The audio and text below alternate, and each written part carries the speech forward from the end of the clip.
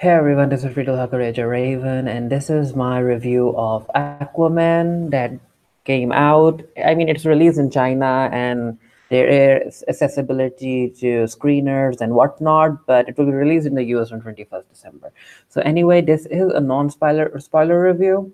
So I'll be going. I might do a spoiler review, but then again, I mean, after watching this film, I understood why Warner Bros. Decided to release it so early in China because there really aren't any spoilers in this film, so it won't get messed up. Anyway, I might do a spoiler review. I'm not sure.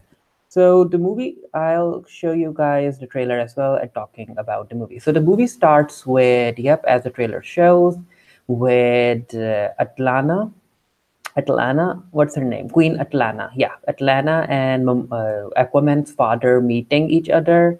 So he found Atlanta. Let me like increase the resolution so you guys can see the screen. So anyway, he found Atlanta on the rocks. We've already seen those scenes in the trailer. So it and all of this happens during the first 10 minutes of the movie. So it's very interesting and we see Atlanta and Aquaman's father fall in love, and we also see him teaching her about how humans drink and eat food. So anyway, of course, she becomes pregnant, and they give birth to Arthur Curry. So again, all of this happens during the 10 minutes, like I said. So anyway, while they are busy spending their day, the king of Atlantis sends people to go and get the queen back. And a fight ensues, and it's an awesome fight. We see Nicole Kidman actually beat some people, and it's fun. It's well choreographed, and it's so bright. It looks wonderful. So anyway, after fighting, I guess 4 or 5 Atlantean soldiers, Atlanta has to return to the ocean because she's like, if she doesn't return now, the king of Atlantis might end up sending an army. So yeah, she goes and she also tells Arthur's father that she'll come back when it's safe. So years pass by. It's the young actor they chose for Arthur Curry is so cute. Anyway, she goes because she needs to go in order to keep her family safe. So anyway, years goes by, and the good news is that Atlanta's advisors, Nudius Volko, who is played by William Defoe, ends up training Arthur, and so that's how Arthur knows that Arthur understands his powers, that he can talk to fish, that he can fight, that he can breathe underwater, and yada yada yada. And there's also this interesting conversation between Arthur and his father about realizing his own potential and whatnot. And this film actually occurs, this portion of the film happens after the events of Justice League, just so you guys know. So, anyway, moving on. So come on, I need a scene. So anyway, there's a submarine thing, and he attacks the submarine. This scene, all of this is happening during the first 10-15 minutes of the movie. It's a good fight sequence inside the submarine as well. So, and this is and the events of the submarine is what lead to the Black Manta, who is played by Yahya Abdul Mateen II. Anyway, moving on. This is the Sahara. I'll talk about this later. So anyway, like I said, young Arthur is trained by Volko. So I want to talk about his brother. Where is he? Come on, yeah, Arm. So Arm is Aquaman's half brother, and he is played by the awesome Patrick Wilson from the Conjuring series. So Arm believes that the human population is polluting the ocean, which I mean it's true. So anyway, he wants to wage war and he wants to kill all of humanity and yada yada yada. And Mira, who is played by Amber Heard, she is here, the red-headed woman we see in the trailers. So Mira is supposed to marry Orm, and she's also groomed by Atlanta to become queen one day. And her father is from Zebel, and her father is played by Dolph Lundgren, who is Nereus. Anyway, Mira doesn't accept what our Orm's doing, so she goes to Aquaman for help, and there's this whole talk about finding a trident, which you guys can see them searching for the trident. And the one who possesses this trident controls all of the sea. So Mira and Aquaman end up going on this mission to retrieve the trident. And Orm finds out and he sends Black Manta after them. So this is what happens. These are the scenes that happen then. So anyway, moving on. It's a very beautiful film. I mean, it's not the most well-written superhero movie, but it sure is beautiful, and I really hope that people go and see it in theaters because it looks amazing. I mean, the acting leaves a lot to be desired, especially from Momoa and Amber Heard, but James Wan has done an amazing job with the direction and everything else. Because I mean, you can see Atlantis in the trailers, but in the cinema, it looks gorgeous. And I want to return to Atlantis. And while I was watching Aquaman, the only thing that I could like, I ended up thinking a lot about Disney. I want Disney to give me a beautifully well made Little Mermaid live action because Disney can make it look beautiful.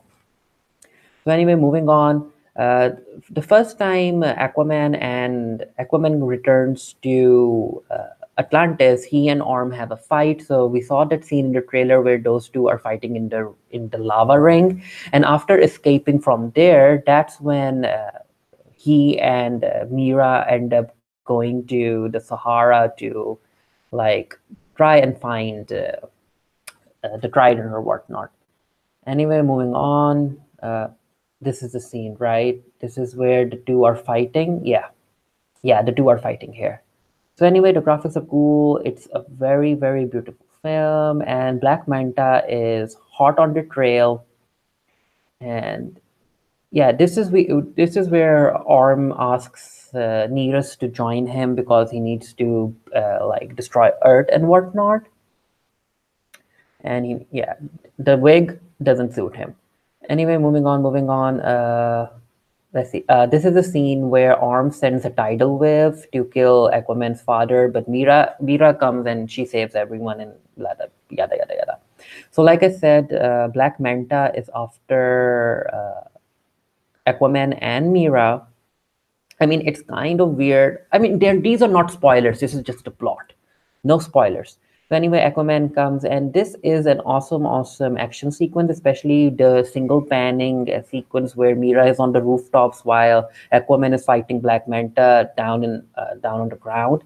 It's an awesome fight sequence. Okay, so moving on.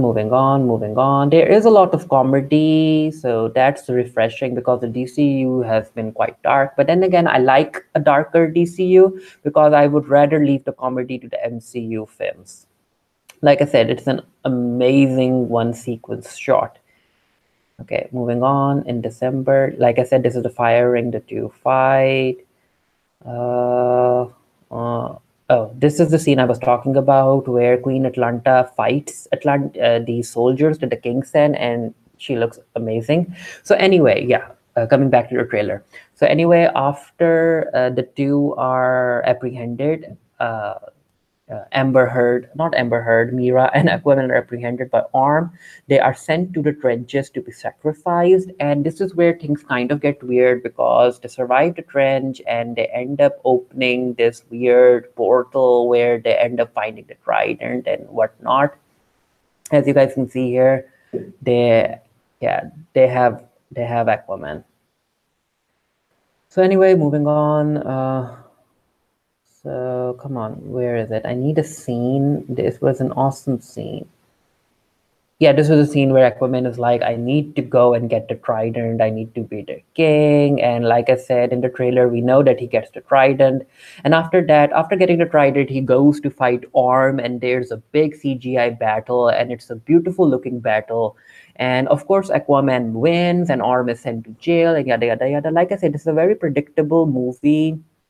It doesn't have any spoilers, but it's still a beautifully made movie. Like, this was a director's movie. Like, James Wan stuck his name on this movie because he knew that he had something like impressive to show. Like, James Wan, as far as the direction is concerned, he has upped the bar for other superhero films.